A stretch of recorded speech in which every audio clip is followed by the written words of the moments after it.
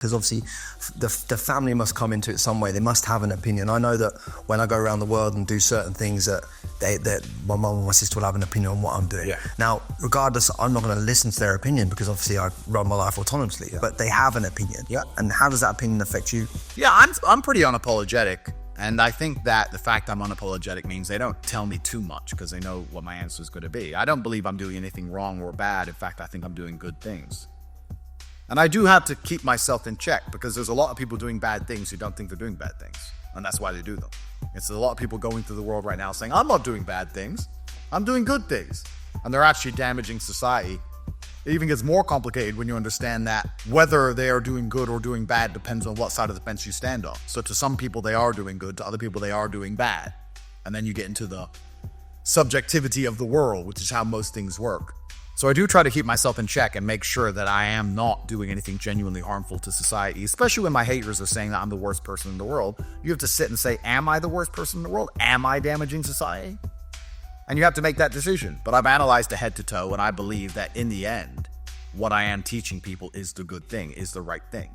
Even just the fact that I'm teaching people to have mental resilience and control, that alone is enough in a world where 60% of people are popping pills and are sad all the time, and male depression is going through the roof. People are committing suicide.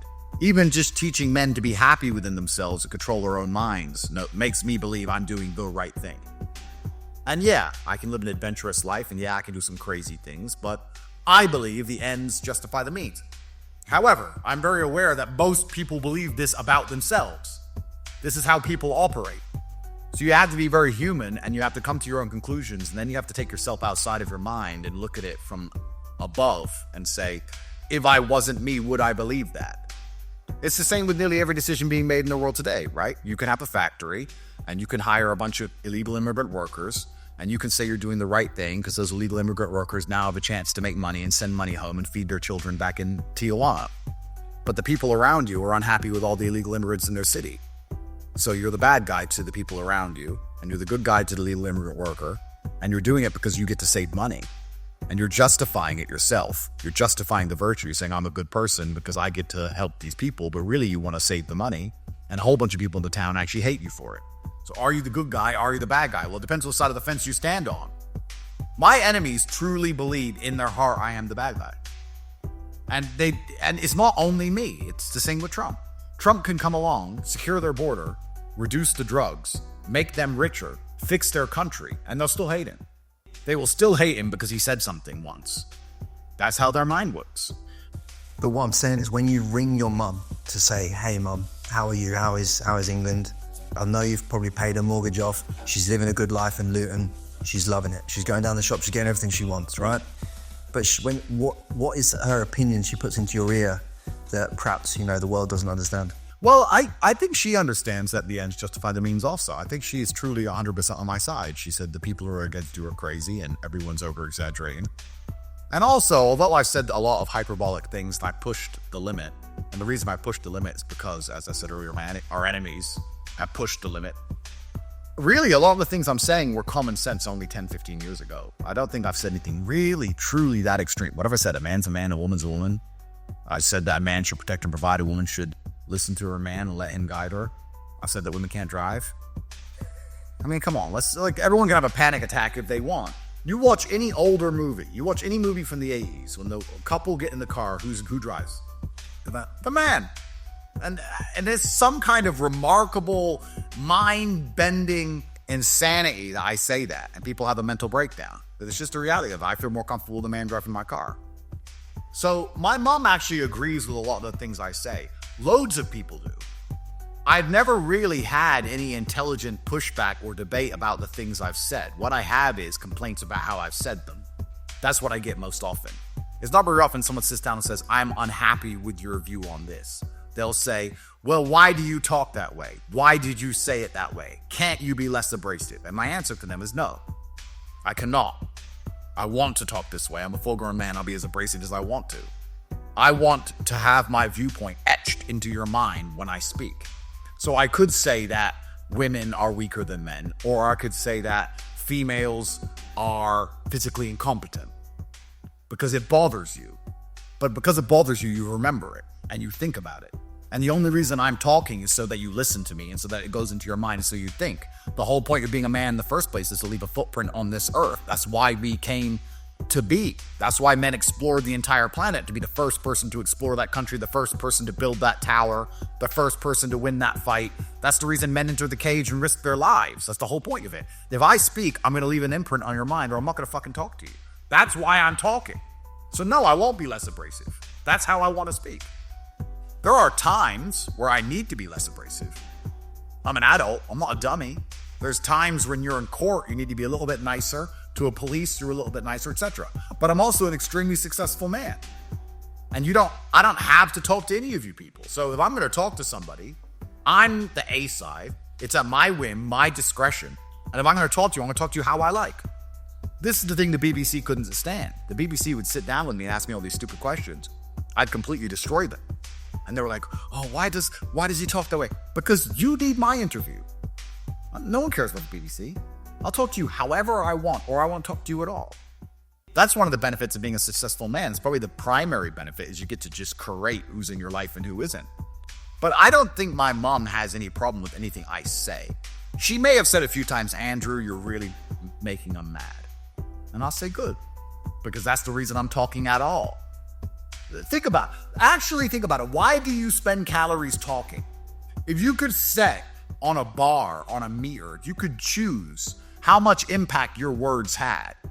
You'd choose 100%, wouldn't you? Wouldn't you put it up to maximum difficulty? So every time you say anything that has the maximum impact, The maximum comfort. oh, absolutely. You sit and say, okay, when I say I love you to a woman, I want to have maximum impact. When I say I hate you to someone, I want to have maximum impact. And when I sit and do a podcast, I want to have maximum impact. And when I threaten a man, I want him to have maximum impact. You would go through life with your vocal settings on maximum. So I have curated the way I speak on purpose to make sure that is maximally effective.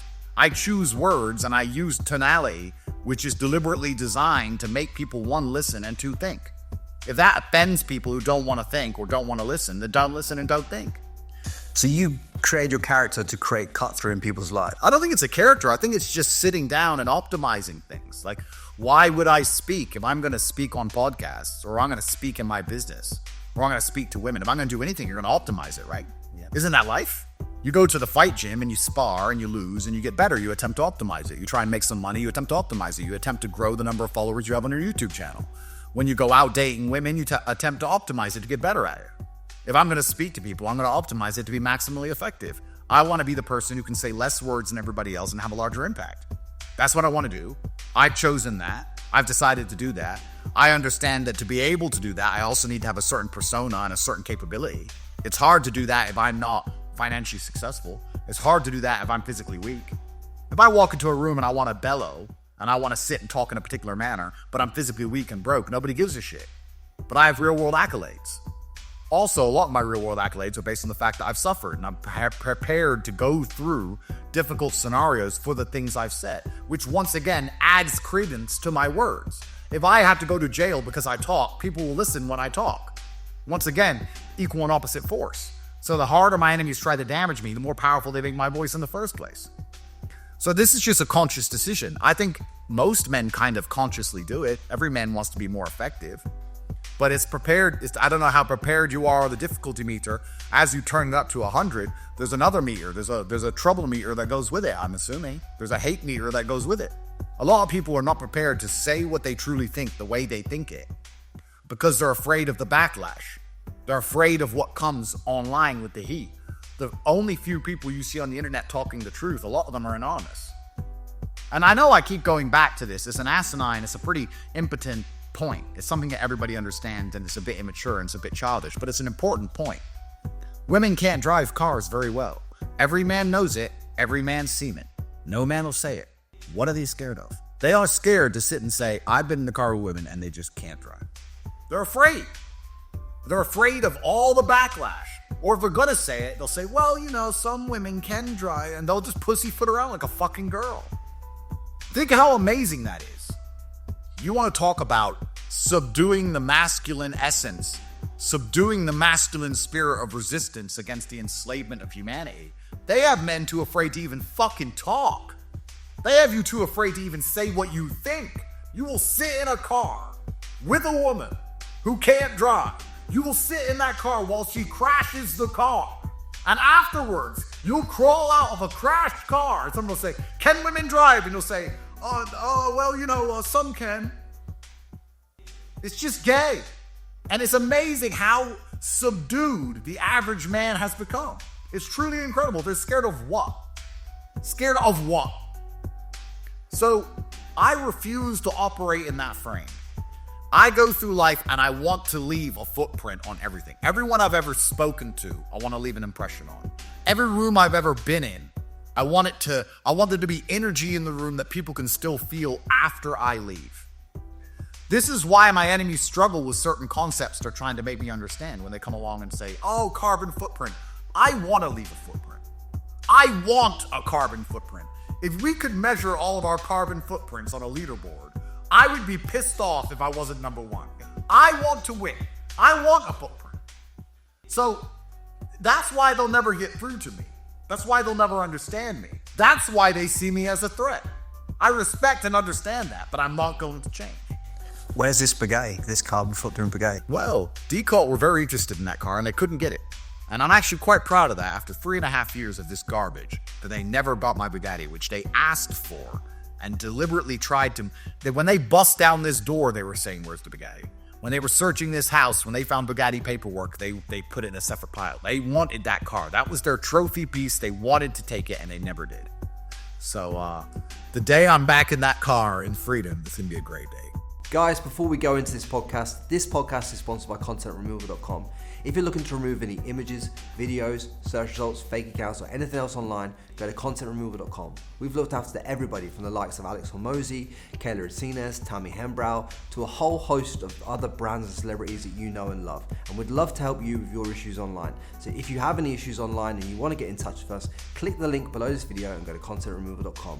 Because I was with Mike the other week at a party, and he was saying about the day that you filmed that YouTube video. Yeah. And he turned up and he just said something off the cuff to you, and then you said, but I say, what color is your Bugatti? And it just went mega viral. Mega viral. Yeah, it's hard. It's hard for me to go as viral as I used to because I'm pretty canceled everywhere now. They have AI algorithms which detects me and deletes a lot of my videos. Yeah, I got one of my accounts suspended for using some B-roll of you in the content. So